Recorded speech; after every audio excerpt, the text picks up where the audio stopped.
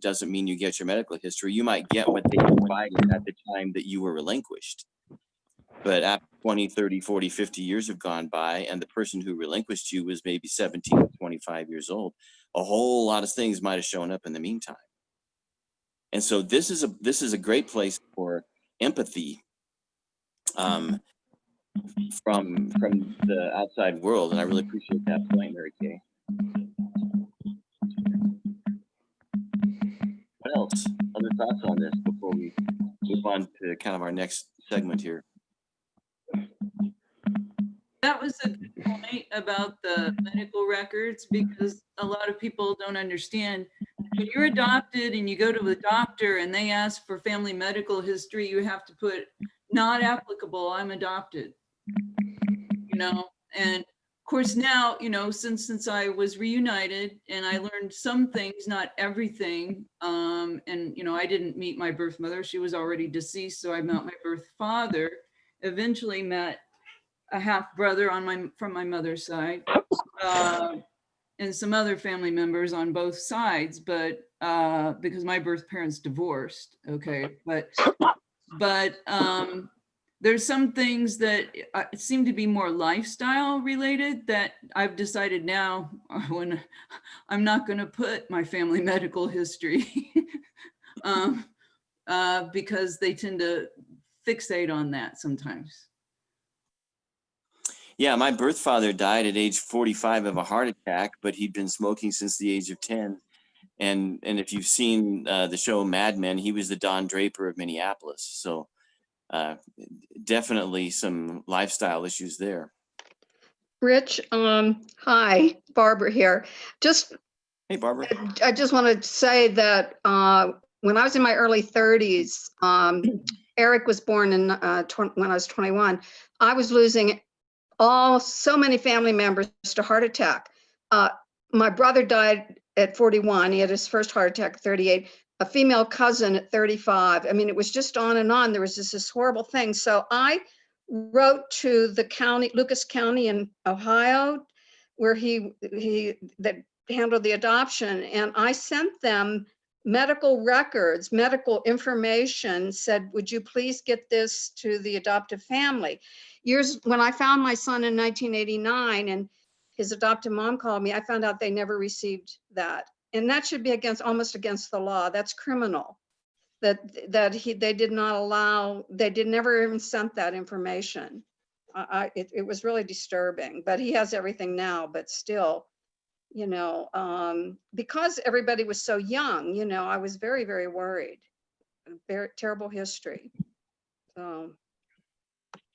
Yeah, that's powerful. Thank you for sharing that. And it speaks to one of the things that I think as we're trying to influence change, one of the things we need to recognize is everyone is terrified of being sued. A big reason adoption agencies don't want to release records is they don't want to be sued. Even frivolous lawsuits cost money. State agencies technically can't be sued, but same thing. It takes up their attorney's time. And so nobody wants to disclose anything that could be at all risky. And one of our talking points at the Colorado legislature here was, this is just about a simple piece of paper that may or may not open the door to a private conversation between parent and child. And that, I just let that land when I would say that in committee, because you could just see the light bulbs go off over their heads. All the people who'd come in and they were crying and their civil rights were being violated, and I don't know who I am, and adoptees are 4 times more likely to commit suicide. Stuff like that glazes legislators over. It's all true, and it's very deeply felt for us, but they're looking for, really, I think they're looking for ways to say yes to us in most cases, and we have to make it easy for them. And one of the things that makes it easy is minimize the emotion, tell some true compelling stories, and simplify the issue. And this is where finding our voices is so important. And this is what the forum that we're sponsoring is all about, is come, listen, learn from people who are doing it, learn from people who've had success with legislation. And kind of back to my original question, on the inside, help yourself start to feel worthy to speak up. Because everybody, when I say the word influencer, I looked up the word today and everything that popped up was social media, right? A social media influencer has a following of 4.1 million people. And we're sort of hitchhiking on that term. But you don't have to have a social media following of 4.1 million people to be an influencer. If you have in your brain, or if you have a piece of paper handy, I want to do a little exercise and maybe get some feedback on this. Create 2 columns in your mental or physical piece of paper. Sorry if I have to stop and cough or sneeze or mute myself a little bit. I'm in quarantine. I just had a COVID test, and I work in an environment where we get exposed regularly. I think I'm okay, but I've had a variety of weird symptoms. So thank you for your indulgence there. But create 2 columns. And on the left-hand side, I want you to list reasons why no one will listen to me. And we all have them, right?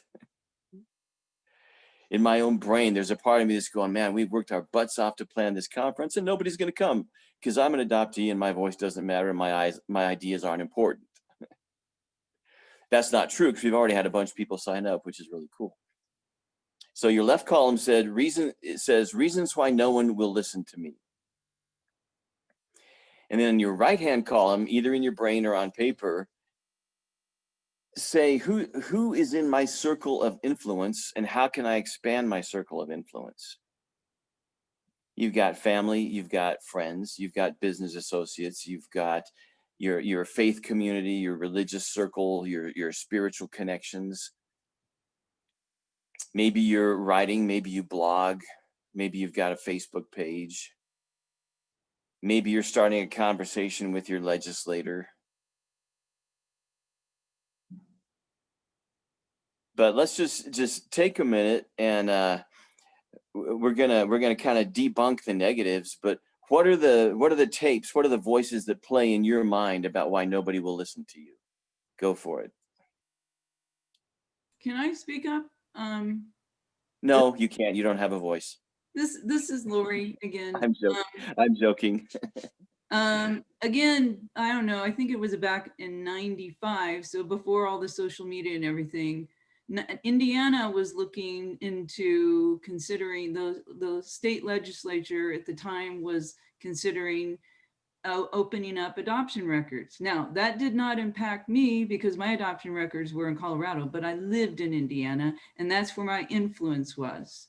And so old-fashioned phone, I literally called all the state legislatures on both sides of the aisle in both houses and just asked them, hey, real brief, can you please vote for this bill to open up the adoption records for adult adoptees and birth parents, you know, when the I think it was when they turned age 21, because they do have a right to know, and for family medical records.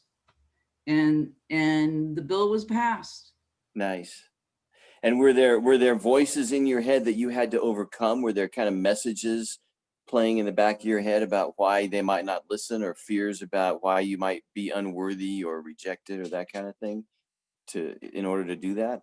I think more it was about I'm more introverted and shy, and calling some stranger for this issue, you know, that I considered, well, it's a bipartisan issue. So, but no, I didn't think through that. I just thought, hey, if I can have some influence in the state I live in, then I'm doing it, because there should be no excuse, and this is bipartisan, and I'm just going to push forward. But I had to get through the shyness of even bothering to call. And sometimes, you know, back then, sometimes you were calling you would get their home number or whatever. And so it was very awkward. I mean, once I got past the first step, then it was just a very brief conversation. And then sometimes I'd get the question, are you one of my constituents? Right. And since I was calling all of them, no, not necessarily. And I even convinced a friend of mine who's not adopted to help me make the calls. Nice. What else? What are some other voices we've had to overcome, or maybe false beliefs about having a voice?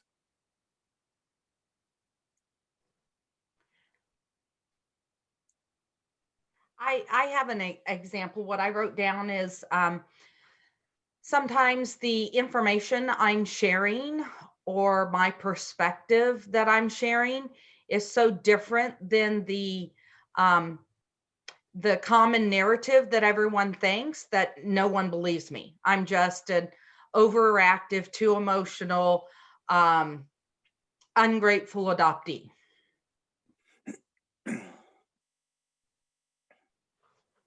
Yeah, I actually had a state senator who was friends with a woman in our group who was an adoptee. He was a personal friend of hers. And so he'd heard her story and knew a lot, but his response to me out under the rotunda when I was talking about a bill I wanted him to vote for was, well, I got to be honest, I'd just be glad I wasn't aborted. I hate that comment, because aren't you glad that you're just still alive? It's not the point. Yeah. I'll throw this in. I know when I first started searching, when I started considering it, I went through this thought process of, am I being somehow disrespectful to my adoptive parents? Is this disrespectful? And really had to fight that. I mean, I even had a dream about it, but I wasn't, you know, and my adoptive parents, although we weren't close, to my surprise, I went to them and asked their approval, and they granted it. And they gave me what little information they did have, which they did have some letters or whatever for the court order for the petition to adopt that happened to have my original full name on it, which they changed that law in Colorado 2 years later. Yeah, So, some of the older adoptions did have that on the adoption decree, which was a real plus. so I managed to have that piece, which helped me. And then because my birth parents were married at the time but divorcing, there was a birth announcement. So I got lucky. But yeah, I just really struggled with the whole, am I being disrespectful to my adoptive parents? Should I just be thankful, you know, even though it wasn't a good relationship? Because society puts so much pressure on, we're just supposed to, as adoptees, just supposed to be thankful to our adoptive parents.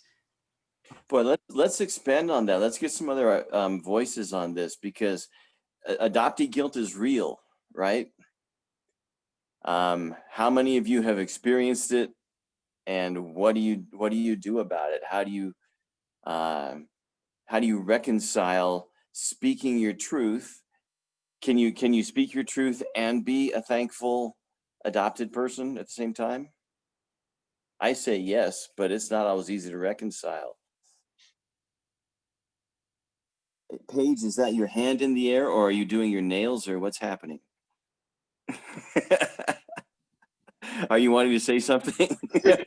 Yeah, I was typing a message, but I had to put the thing down, and the nails are gone. Okay. So, yeah.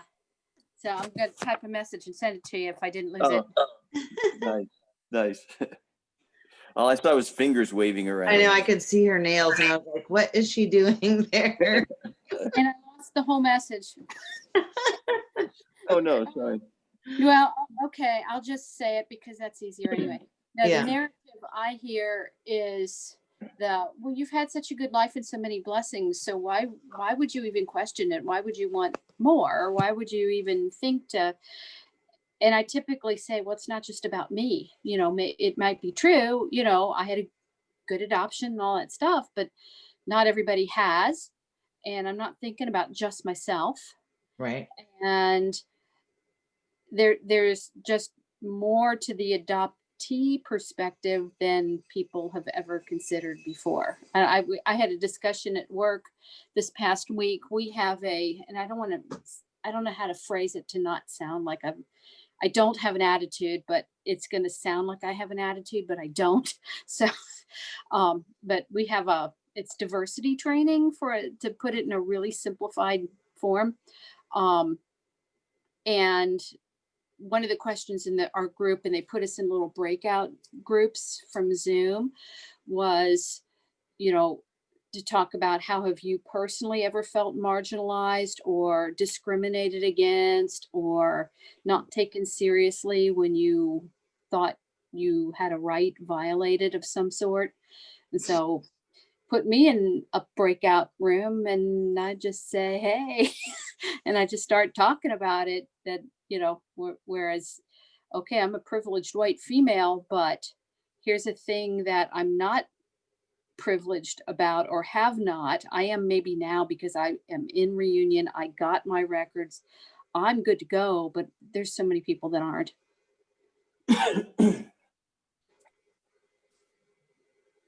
Rich, Yeah, if I may. go ahead. Is this Peter? This is Chris. Chris, go ahead.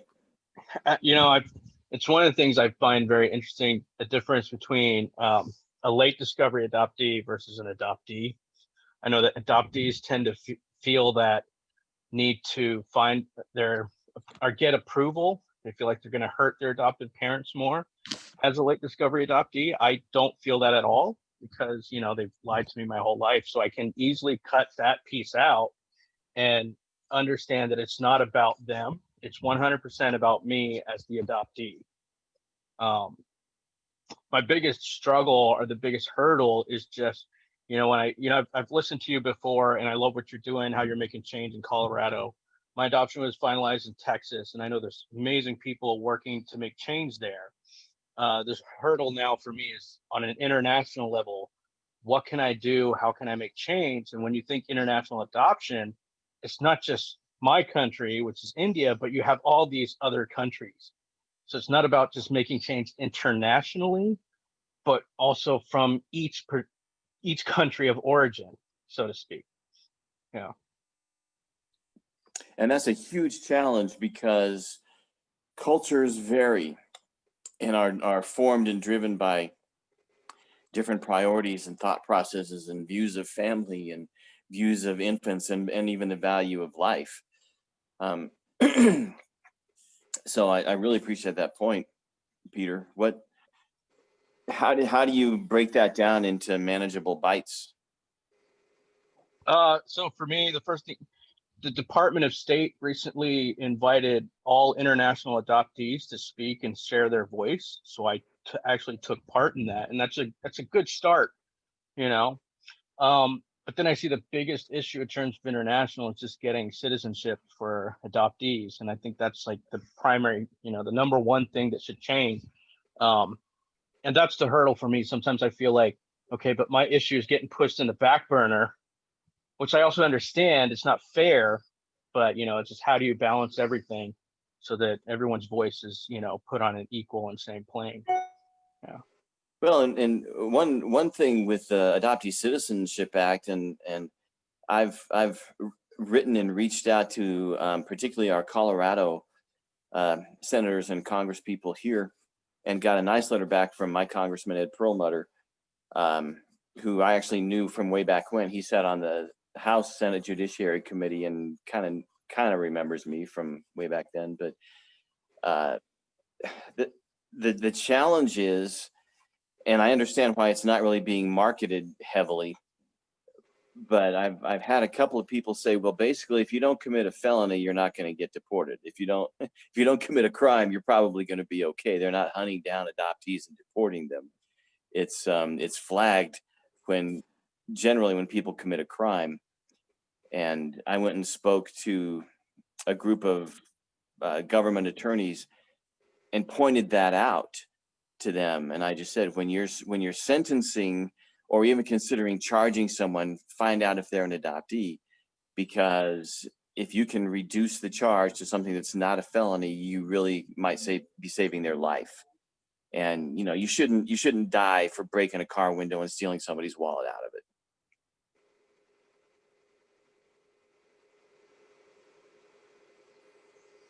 Right.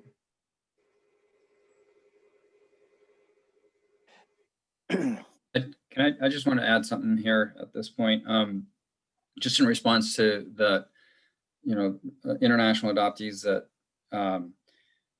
get deported because of a crime. I mean, it's a big problem because there's no U.S. citizen that has ever been deported out of the United States for committing a crime. That's right. So that's, the basic starting point that we need to have in these conversations with legislators to understand that it's just never happened. So why would we be putting adoptees that are being brought into this country not on their own accord, obviously, and because of somebody else's mistake or ignorance to complete their adoption records appropriately. So, I mean, it's more complicated on the international front. But Chris, just in response to him too, because of the international piece, and that's where I come in my space, being adopted from Colombia. And, Who's speaking, please? Oh, sorry, this is Diego. Diego. Hey, Diego. Hey.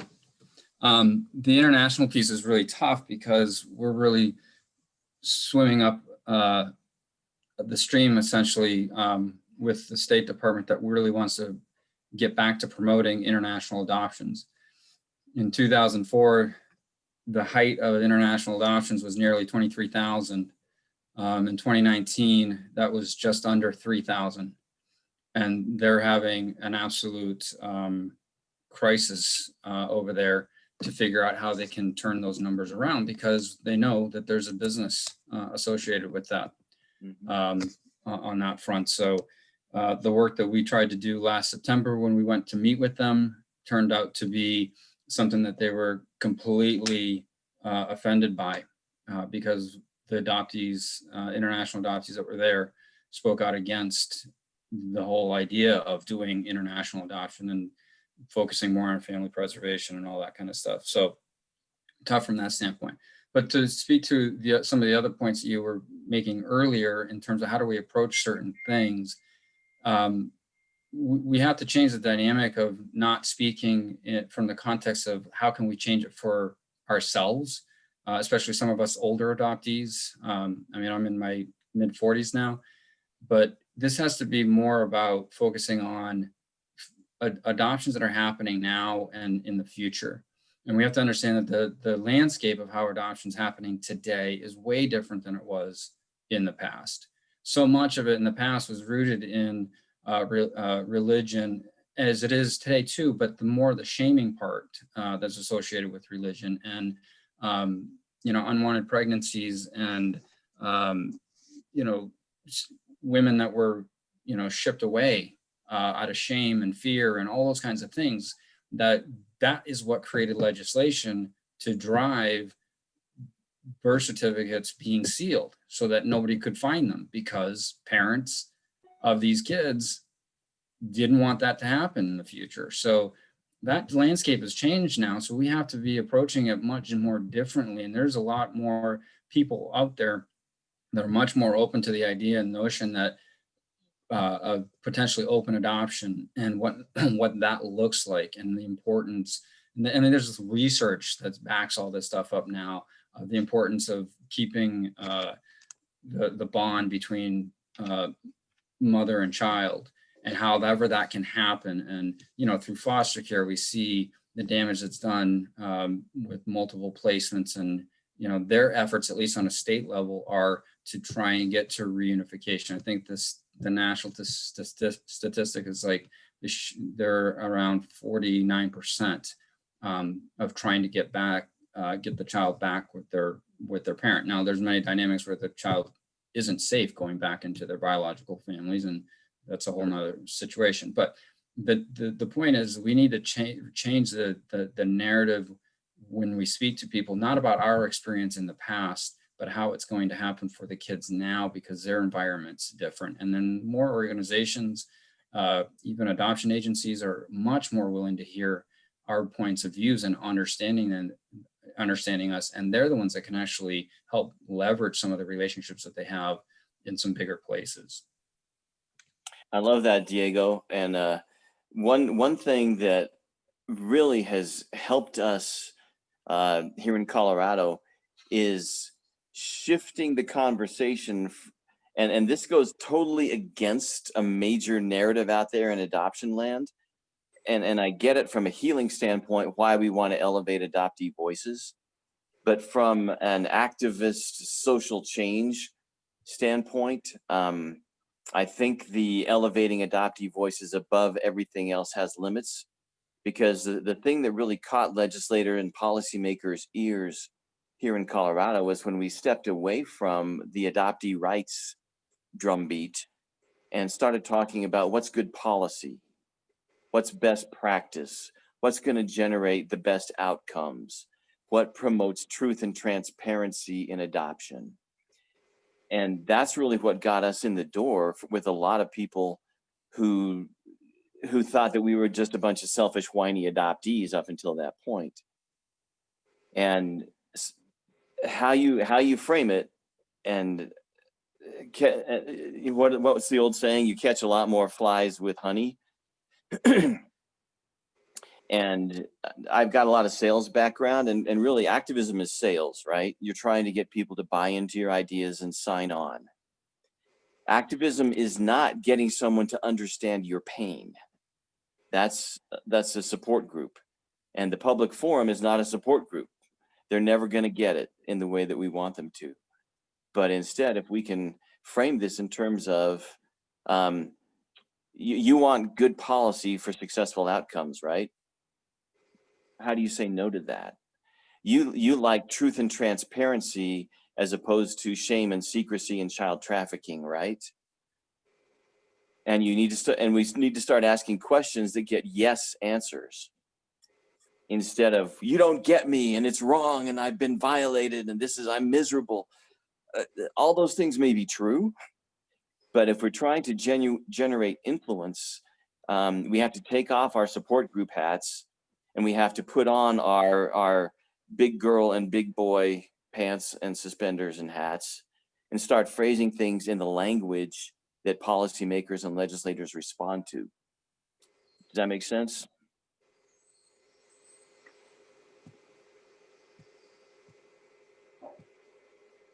Or did I just put everybody to sleep with that long diatribe? No, Rich, that totally makes sense. And so I commented, I'm like exactly what Diego said. It's when I think about making change for future adoptions, it's not just, it's not just to change it for the better, but by doing so, it actually benefits me as well. But I can't start from my end. I got to start from the, out in the future. Yes. Yeah. And perceive your audience. If you want to influence someone's thinking, you need to size up your audience and tailor your message to the people who are hearing what you're saying, or who you want to hear what you say. This was illustrated to me hugely just recently with an opinion piece that I had published in the Colorado Sun. I don't know how many of you saw it, but it's posted on our Facebook page and also linked from our homepage on our website. But I'm in a writing group with people, a couple of whom have had some connection to adoption, but I've known them for 10 years. And I've talked about this. I've written poems about this, almost ad nauseum to some of them. But something about the way that I wrote that opinion piece got through to them. That is brilliant. I didn't know any of that about adoption. And I'm like, you haven't heard a word I've said for the last 10 years. And it was the way that I worded it.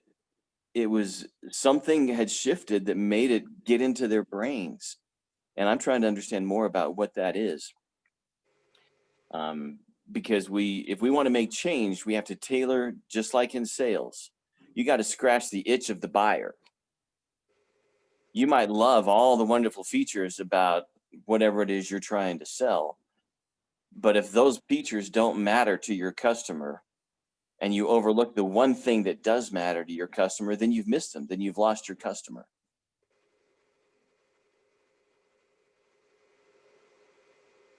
More thoughts and comments on this? Richard, how do you think one of the stumbling blocks that I know, especially when I was living in California and we were going up to Sacramento to get the records open, it's always framed about the privacy for the birth mother. And what we can't seem to get many, although it's really changed. I mean, it's certainly some of the states are following, to frame the fact that sealed birth certificates, not a single birth mother that I know from that era, from the baby scoop era, ever knew that birth certificates were sealed. We were never told that. And it's like, oh, well, they don't want to be found. No, they were sealed probably because they didn't want us to find. But you can't, it's hard to frame it because it won't sink in to so many of our lawmakers, and it's frustrating. And is there anything that we could be doing better to communicate better? Because you made a good thing about communication, but it's hard. Here's your talking point, Barbara and everybody. And this is where, and it comes from years and years of doing it. So if you're just getting started, you have to have little elevator speeches on every talking point that's important. Mm-hmm. And it takes practice, and you have to write them down, and you almost have to memorize them verbatim because the way you say them makes a difference. The thing that has helped us in Colorado and other states too, where we're starting to, lobbyists and activists are starting to use it. It's really weird, but we step away from the birth mother and her privacy, but we really quote from the Oregon Court of Appeals ruling. And it says, because a birth parent does not have a fundamental right to have their child adopted, i.e. someone else has to agree to adopt that child, right? A birth parent can unilaterally relinquish their parental rights because they're their rights. But when you give up your baby, there's no guarantee that baby's going to be adopted. Mm-hmm. And so the Court of Appeals in Oregon said, so this is legitimate interest on both parts, both for adoptees and birth parents. And adoptees don't like that, but you got to take the bitter with the sugar. Because a birth parent does not have a fundamental right to have their child adopted by someone else, they cannot have a correlative fundamental right to have their child adopted under circumstances that guarantee their anonymity. But they're still bringing it back to the fact that we wanted that. And as I say, but we have to take the bitter with the sugar too.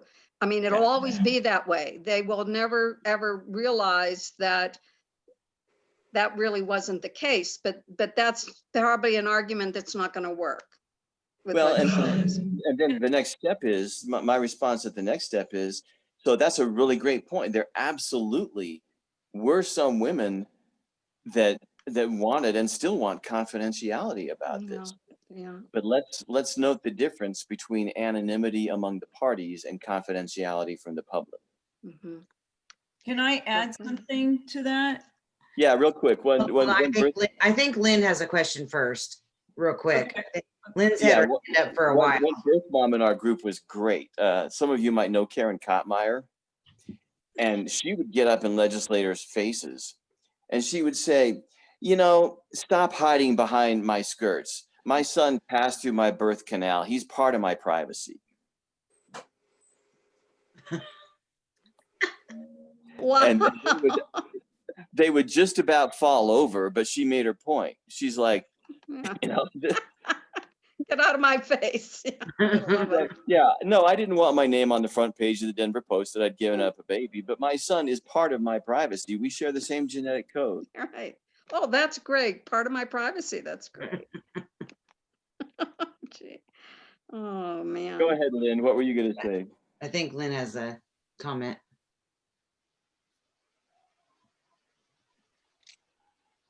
Sorry, I was clicking on the wrong unmute.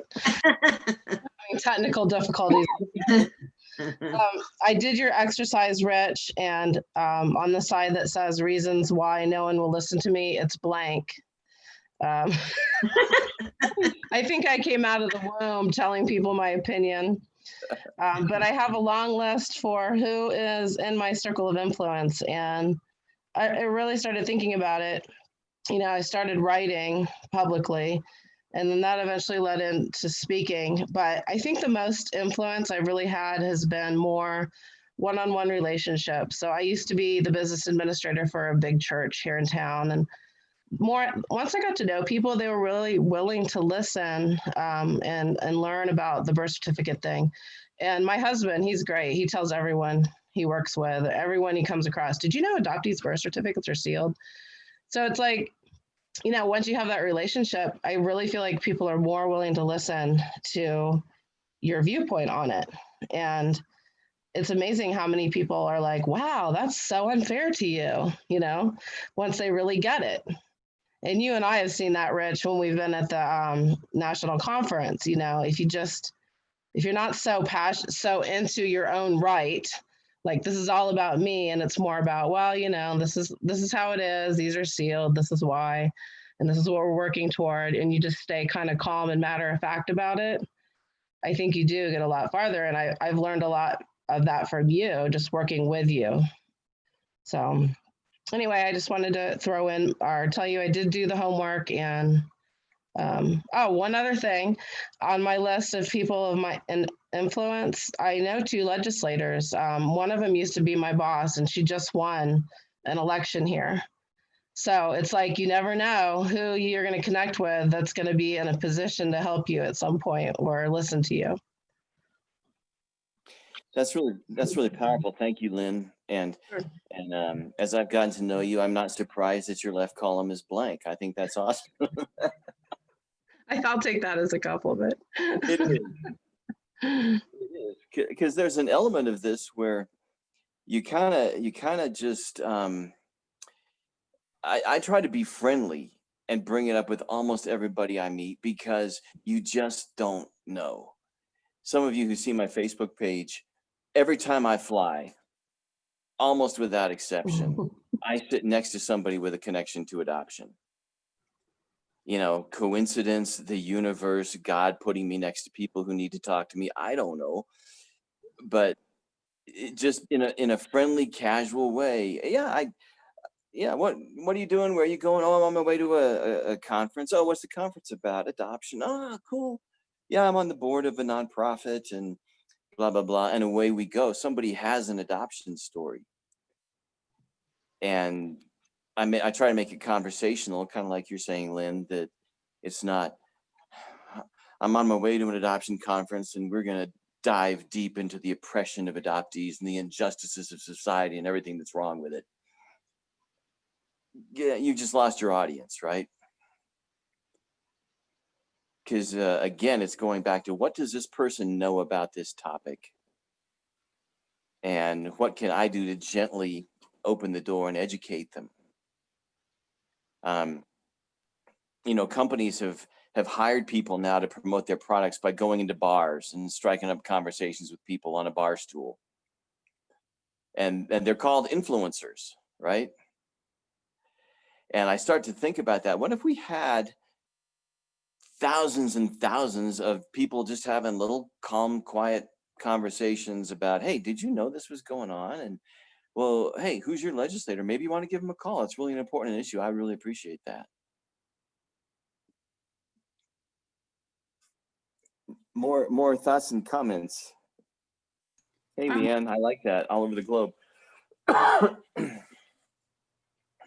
Oh, I thought someone else was talking.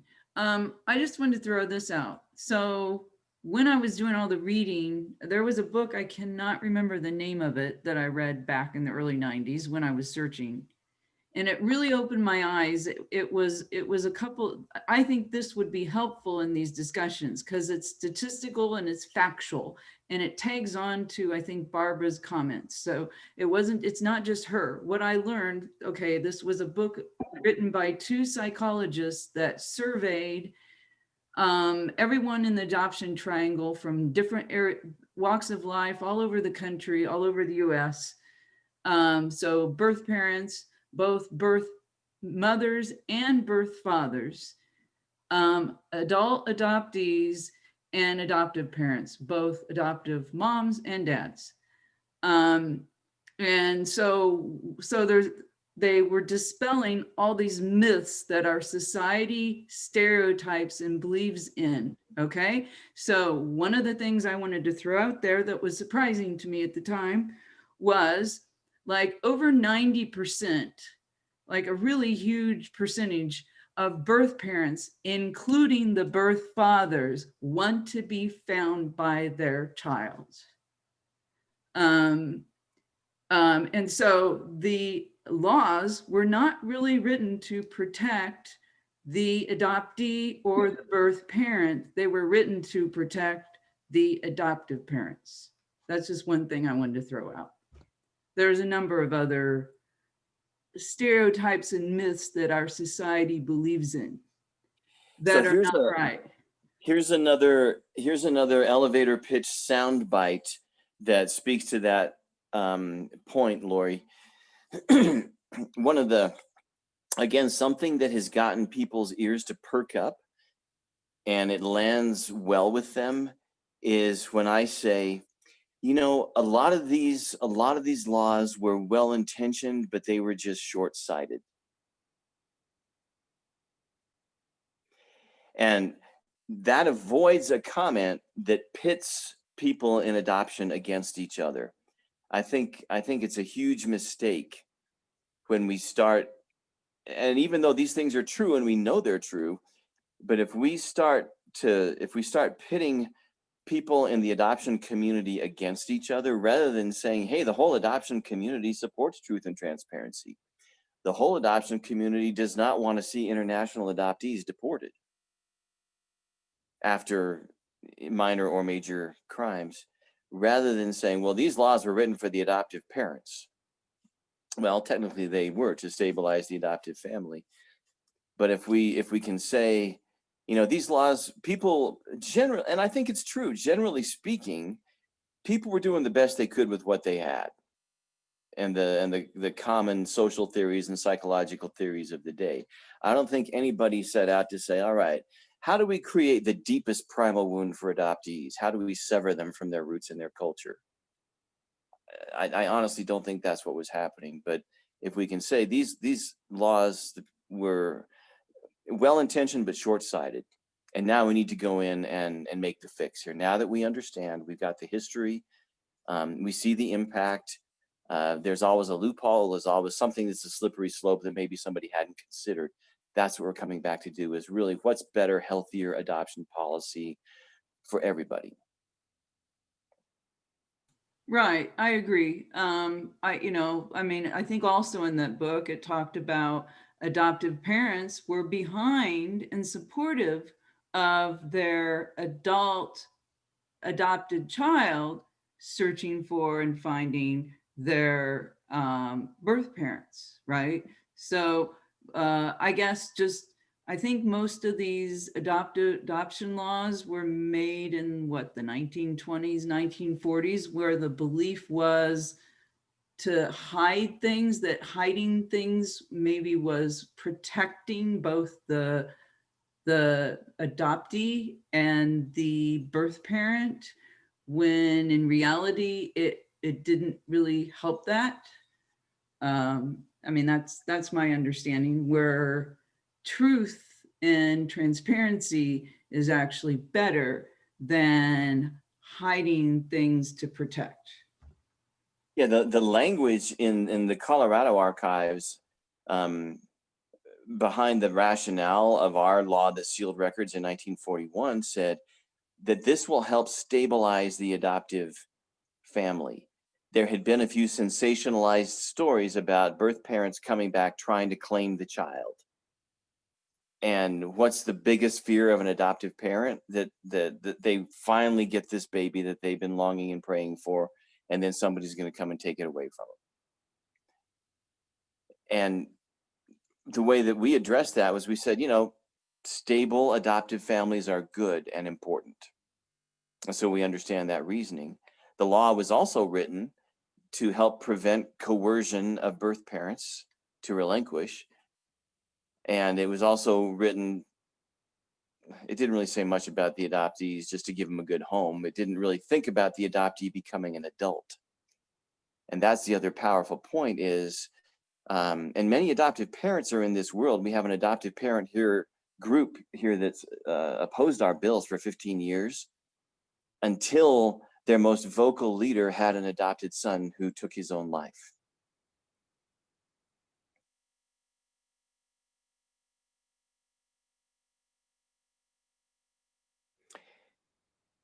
And then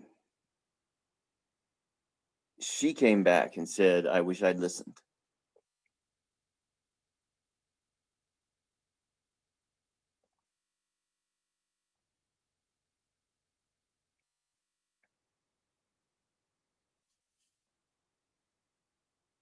And sadly, sometimes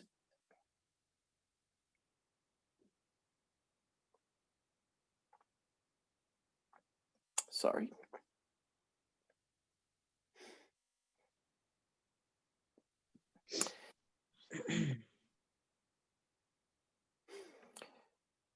Sometimes it's stories like that that it takes to get people to listen.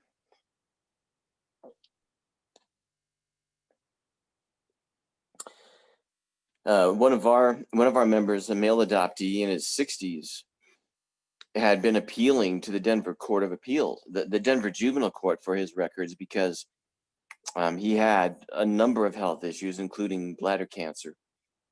He knew who his birth mother was, or he was pretty sure who she was.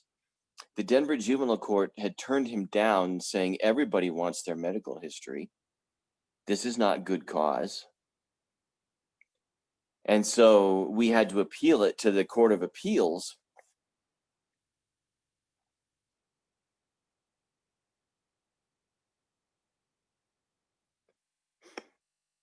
And he died waiting.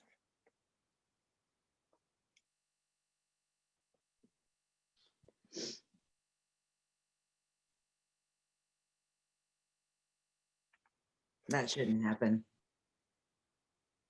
Yeah. No. And unfortunately, every cause, and you, I don't want this to sound cavalier because it's not. Every cause needs poster children with these kind of tragedies. Right.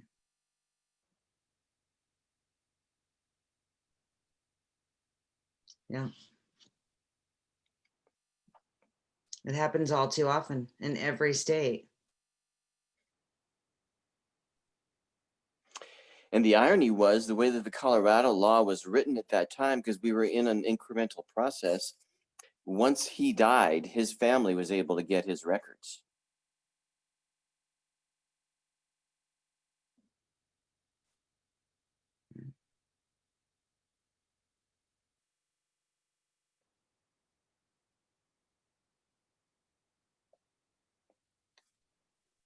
And that doesn't make sense. That it reminds me, in Colorado years ago, before they changed the laws, you could get an intermediary if you were an adult adoptee to try to find your, they assumed your birth mother. If I would have gone that route because my birth mother was already deceased, they would have just opened up the records temporarily for this intermediary, found that my birth mother was deceased and closed and just told me that. I never would have found my birth father and my other living relatives. And so Yeah, I guess I need to throw in that there's different, the other thing I learned in reading that one book on adoptive myths is every relinquishment is a totally different case by case basis. There's no stereotypes. So my point is sometimes birth fathers, they want to be found, they want to meet their child, and they have rights too. And this is where we're, and I kind of want to circle back to the Awake Influencer Forum, as this issue is so heartfelt and so needed. And I think our movement has struggled in the fact that we've spent a lot of time processing our issues in an effort to get healthy enough to become advocates. And the goal of the Awake Influencer Forum is to help start training people to become effective advocates and activists. And so it's kind of a adoption recovery 201, 301, 401 level class. And that's really who we're trying to attract is people who are far enough in their process. You're never going to be perfect, right? You know, I've been at this 20 years and sometimes I still cry unexpectedly. But we got to get equipped. You start looking at other successful movements that are going on. I wrote an article about this a couple of years ago. You look at the gay rights movement in the United States, it started at about the same time the adoption reform movement started, the mid-70s, really, right? And look what they've done in the meantime. I mean, they've raised money. They've got a building with 80 employees and 10 lawyers in it in Washington, D.C. Not that we have to have that. But somehow they got organized. Somehow they raised money. Somehow they trained and equipped people in every single state and across the world to speak up on this issue and have an impact and make changes. They defined their legal arguments, they set out a strategy, and they went for it.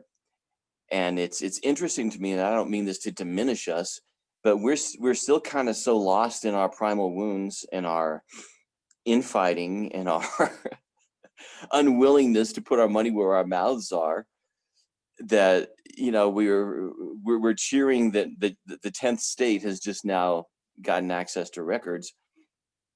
And so this is a call for us to say, hey, in our lifetime, let's make a difference. People are dying. Things have to change.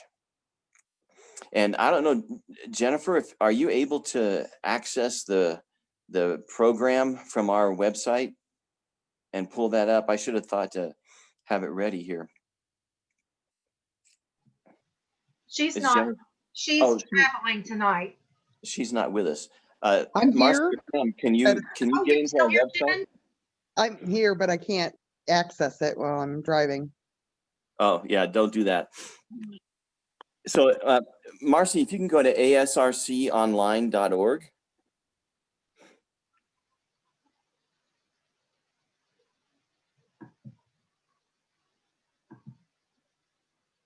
And let me know when the page is up.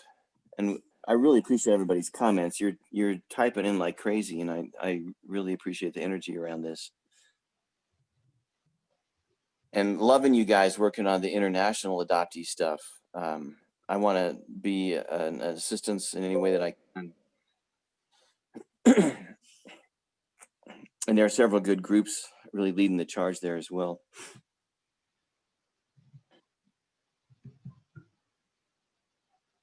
What did you say? Rich, again? asrconline.org.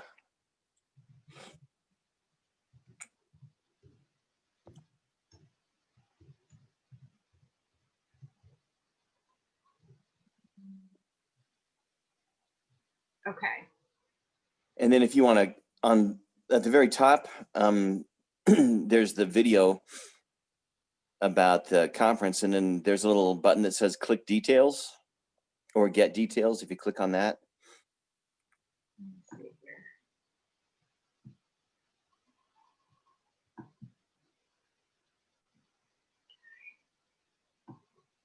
That page, I like that, DNA. Somebody asked about why some states allow access during certain time periods and not during others. That's a great question. And while you're getting there, Marcie, did that page pop up for you? Yes. Yeah, I've never done this before, so bear with me. Oh, no worries. And when you get onto the page, it's like the landing page for the conference. Scroll down to the bottom where it says schedule and click on that. And if you can bring that up, I kind of want to just give an overview of the schedule and help people get excited about it, because it's some cool stuff. With states that have, they're called, the term is like sandwich states, where maybe before 1940 you do have access, and from 1940 to 1980 you don't have access, and after 1980 you do. Michigan is that way, Massachusetts is that way, Colorado was that way. A lot of that was based on windows of time and assumptions and expectations. And a lot of people think that's a really terrible thing. And in one sense it is, because not everybody's being treated equally. But if you look at it as a legislative tool, it is awesome. And here's why. In Colorado, we were able to get record access prospectively from 1990 forward. And this was back in 1989 and 1990. And I was absolutely crucified by the all or nothing now crowd for doing that. Oh, you've betrayed all the adoptees. You're leaving people behind. This is horrible. And it was admittedly a compromise. Our bill started out as a full unrestricted access bill. But what's interesting is that put an end to sealed records in Colorado. That put a period on unrestricted, on the restrictions for adoptees. And then we came back and won a court ruling that opened records from 51 to 67. And so that also, it wasn't the whole enchilada. It didn't get everybody equal all at the same time, but it got another slice of bread in the sandwich. So then we had 51 to 67 was open, and then we had 94 was open. And a legislative drafter actually pointed this out to me. She said, you know, Rich, probably your best argument, and she was a lawyer, she said, yeah, your best argument is that in this state, similarly situated people are being treated unequally. And that creates a constitutional 14th Amendment issue. And so before you condemn a state for getting a slice of the pie, which I've been widely maligned for saying that, but before you do that, understand that if you can get a slice of the pie, you have a legitimate constitutional argument that everybody should be treated equally. And you look at women getting the vote. How did that happen? Was it all at once? No, it happened bit by bit, state by state. So that's just a thought from a legislative strategy standpoint. And that was in response to that question that came up about different states having different periods of access. We don't like it. It's a bad thing, but from a legislative and advocacy standpoint, it's actually a good thing. That creating some inequality to ultimately achieve equality is actually a legitimate strategy. Okay, Rich, can you see that okay? Yeah, thank you so much. So take a minute. I'm on my phone, and so I'm just kind of expanding the schedule, but I want to walk through it real quick. And that'll probably take us close to the end unless we have a final question, but welcome and orientation. In the morning, we're going to show a really cool movie that Barbara, who's on this call, discovered and brought to our attention, called To Each His Own, way ahead of its time. And it's a story about a woman who has an affair, relinquishes a child, and follows that child's story all through his life. It's really a powerful film. If you want to do a sneak preview and you can't resist, go ahead. But we're going to like watch it together and have a forum afterwards. Thursday afternoon, we've got, and if you know people who are running adoption agencies, if you know people who are policymakers, if you know people who need to understand what ethical, transparent adoption looks like, or who support it, invite them to this as well. It's not just advocates within our little echo chamber, it's people who are in government as well. We want to have them here. Angela Tucker came in and talked about this at IAN a few weeks ago, Project Search and Reunion. a model for agencies on how to address adoptees' need to know their history. We've got a Gen XYZ millennials panel. We're not the future, we're doing it now. They're going to tell their stories about how even as part of a younger generation, they're getting active and making a difference. And the schedule is done day by day. So if you're like me, you can scroll over to the other side. Diane Maroney, who's actually a dear friend of mine. We have the Mom Advocates Forum that I talked about. I cannot wait to hear what the women say. These are courageous women who have overcome their shame and stepped up on behalf of themselves and their children. It's going to be awesome. Diane Maroney, powerful tools to help kids, teens, and adults cope with stress and trauma. She has a really simple little writing book that basically makes people cry and deal with their stuff, but it's in school curriculums all over the world now. She's an amazing person. We grew up a half a block away from each other. She has an amazing story. Her daughter was born premature, and so she gets dealing with birth-related trauma. It's really great. Thanks, Peter. That's a great comment. And then we have something called Connection Lab.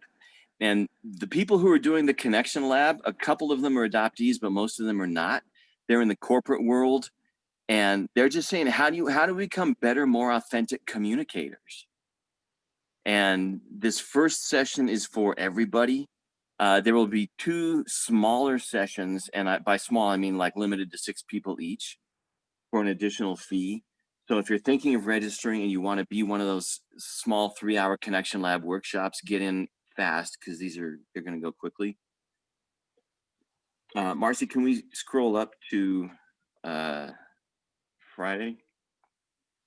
Oh, and then that night, Trevor Jordan from Australia is giving us our first keynote, and he's going to talk about what's happened in Australia. And Peter, I appreciate you being here and chiming in, and hopefully you can be there in that in these workshops with him. But the title is "What is Possible." Australia has done some things that the rest of the world needs to pay attention to. Can you imagine a program where the government funds your nonprofit to help heal women who were forced to relinquish their babies? Awesome, right? Day 2, next morning, Adam Pertman, adoptive dad, Pulitzer-nominated author of Adoption Nation. And I'm wondering if that might have been the book you were referring to earlier, Lori. I love this topic. For better results, let's ask better questions. And for years and years, decades, the question in America has been, how do we get these babies placed? How do we find children home?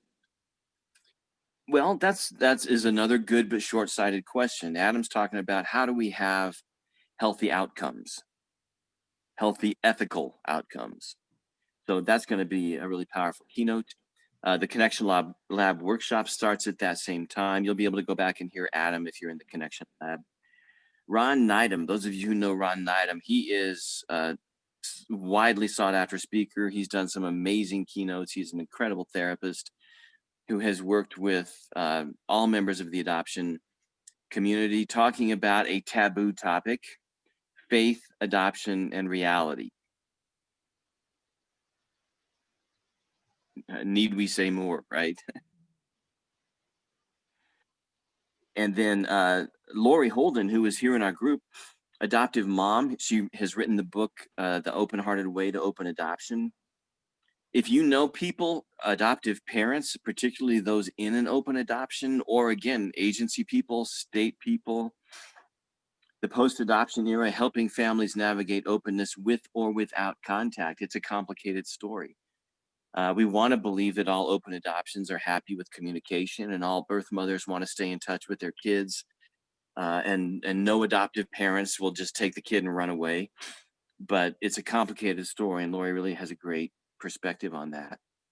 That Friday afternoon is kind of the combination of legislation workshops, opposite healing workshops is kind of the theme of it, because not everybody's into the legislation thing. We get that. But we're doing legislative strategy, tricks of the trade, and then followed up by a forum that's going to be thinking outside the OBC. This is going to be an incredible panel with people from Catherine Lynch is from Australia. Skylar Baber works in Washington, D.C. for Voice for Adoption. And then we've got movers and shakers from Colorado who are still rocking the Capitol. It's going to be great. And then the 2 healing workshops, self-care, healing for healers. If you lead a group, if you facilitate an online forum and you just get battle fatigue from hearing all the stories, this is going to be great. And Sally Ankerfeld and Joan DeStefano from Minnesota, Why Are We Still Sad? Ambiguous Loss for those in the adoption constellation. Great title. And we've got a support chat room. And then that night, Brian Stanton, the adoptee who did the one-man play Blank, is rolling out. We're kind of his guinea pigs. It's a sneak preview for his new one-man play at Ghost Kingdom. And you know that phrase comes from Betty Jean Lifton's book, Journey of the Adopted Self. And the Ghost Kingdom, of course, is the parallel invisible life that you might have lived. Nice, Peter. I figured that out after I talked to her. So you two, hopefully you'll be in that workshop as well. We want to hear everything you guys have to say. And Rich, we're running low on time, just to keep you. Oh, cool, 6:28. Yeah, so keynote the next morning, Susan Harris, Racism and Supporting Those You Love. International transracial adoption is such a hot topic. Susan has a lot of great things to say about that. What does ethical adoption look like? Speaks for itself. If you've heard Renee Gellin speak on this, she dismantles the current adoption model and does a great job of it. Mark Paymer, a doctor and an adoptee who's a doctor that will speak on this. He actually went to New York City to help. He volunteered to go there and risk his life as a pulmonologist. Zara Phillips is going to sing at lunch. More Connection Lab. Filmmakers Saturday afternoon. Big finale for the influencers. Building influence means embracing your leadership. That's what we're talking about now. These guys are going to do a great job. And then the big finale that night is Nicole Chung talking about her book, All You Can Ever Know, and how it became a bestseller. And I can't wait to talk to her about this because I've been working on a book for years, and a lot of agents and a lot of editors love the concept of what I'm working on, but they're saying, Rich, you got to dial this back. This isn't going to be palatable for the general public. Nicole hit that sweet spot, and she's going to talk to us about that and how she did it. So that's the summary of it. I hope it's exciting to you. We're super excited about it. Does this sound good to you guys? Does this sound appealing? Awesome. Looks great, Rich. Good job. And early bird registration goes from now through December 31st. So that's your best way to save money. We do have a limited number of scholarships available. We know that COVID has hit some people hard. If you can contribute to scholarships, that's great. The all access package is the best value, but you can even make a little 5-pack of sessions to save some money, or just do 1 or 2 individual sessions if you want to. So we're trying to make it flexible and affordable for everybody, and really appreciate your comments tonight and your enthusiasm. I felt the energy. I couldn't keep up with all the comments. Thanks for having me. Thanks, Rich. We appreciate it so much for having you back and all you do. Pam, you want to go ahead and close? I do. I'm going to close the door. No. Thanks everybody for being on, and Rich for all your information. And I hope everyone gets to join Rich at the conference. And one of Rich's guests at his conference actually will join us next week, which is Renee Gellin. Let me screen share here and bring up. Can you see? Can everyone see it? Marcie? Yes, we can Yep. see it. Good. All right. So as Rich was telling you, she blows a lot of stuff out of the water, and she can give everybody a run for their money. You know, we've known her a long time. She's been part of our conferences since the beginning. We think a lot of her. You know, she's just an amazing person. And, you know, she's there for not only the moms, but the babies. So join us and, have a listen to, everything she has to say. And I think you guys will enjoy it. Everybody, thanks for joining us. Jennifer has a drink in her hand. I come back and Jennifer got this big martini glass. It's red and but anyway, thanks everybody for being here tonight. We enjoyed your talk, Rich. It was really good. It was great. And your tears brought tears to all of us, because I think all of us know someone who, we've lost people right as we were changing a law. I had a friend that died that didn't get her OBC, and it's not the way it should be. We all should, live to be able to get our original birth certificates, and it's a tragedy, that's for sure. But let's end on a good note. Thanks for joining us, and we enjoyed seeing all your faces, and thanks for being here. Until next Friday. Thank you. Thanks, guys. Thanks, everybody. Thanks. Bye-bye. Bye. Cheers. Cheers. Cheers. I have a ginger ale. I came home to my husband having a cocktail ready. He knew it was a long day. Yours was that's a huge glass. Water, not beer. Yeah, mine looks kind of beerish, but it's ginger ale. It's boring. Hey, All right. Rich, Bye. I want to ask you Hi, something. Peter. Stay on. Oh yeah, I'm trying to get out of the room, but I can't tap. Go ahead. I want to talk to you about Ron Needham. So Yeah. I've tried to reach him a couple times and I can't get a hold of him. So I don't know if all I can do is really, I don't have an email for him anymore. What I did have was one part of, the other group. Oh. This part of the name.